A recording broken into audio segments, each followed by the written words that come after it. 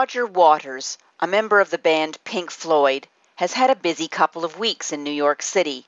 On December the 12th, he was invited to sing at Madison Square Gardens at a hurricane relief concert, and on November the 29th, he was invited to speak as the only so-called civil society representative at UN International Day of Solidarity with the Palestinian people.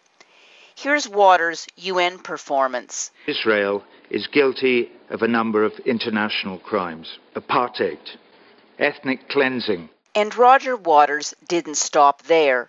The UN website now hosts a copy of his complete remarks. As Waters volunteered, the full text will be available to anybody who cares to read it at the end of this meeting. In it, Waters makes the classic anti-Semitic slur of analogizing Israelis to Nazis. In his words, history tells us that the invasion and occupation of a land and the subjugation of its people almost always creates a resistance. Ask the French, or the Dutch, or the Poles, or the Czechs. Before his UN audience on November 29th, Waters continued. Following a 2005 call from Palestinian civil society, social movements, activists around the world have created the campaign for boycott, divestment and sanctions.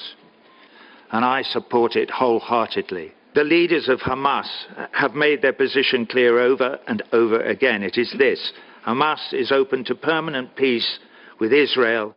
Here's what Hamas Prime Minister Ismail Haniyeh has actually made clear over and over again. Take Haniyeh on Al-Aqsa TV in January.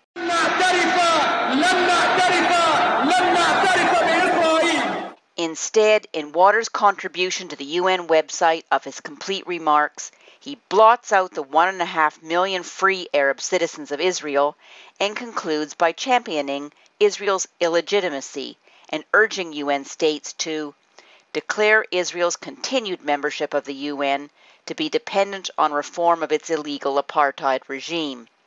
Roger Waters, frontman for a rock band and hero to genocidal terrorists.